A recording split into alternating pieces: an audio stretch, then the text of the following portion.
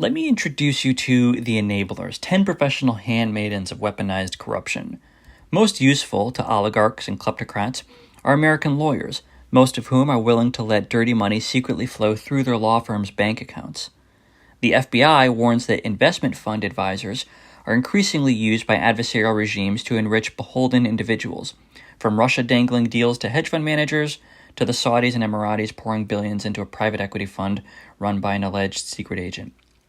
Real estate agents have the most useful information about the crooks, mobsters, and oligarchs who secretly own U.S. properties. And when Russia invaded Ukraine and the U.S. sanctioned Kremlin cronies, the world's largest auction house plotted to help the Russians evade the new sanctions by selling them art on the ground in Moscow. The United States is among the less than 10% of countries who don't require these non-bank enablers to watch out for dirty money, one of just 11 nations who are non-compliant with the international standard. Part of the problem is that the bureau within the Treasury Department that's responsible for this issue is severely underfunded, running on antiquated computer systems in a Virginia office building known as the Toilet Bowl.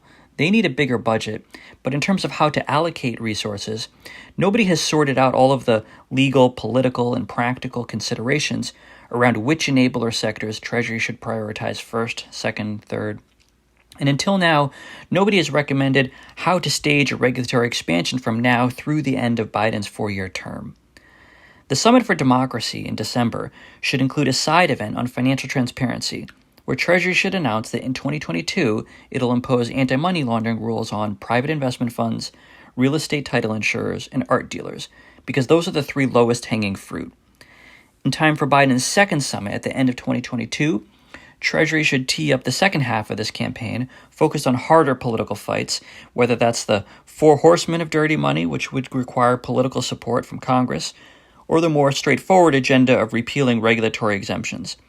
This is how the United States stops being the world's largest haven for dirty money and starts showing how democracies can deliver against corrupt adversaries and powerful special interests. Please read my full report on regulating the enablers.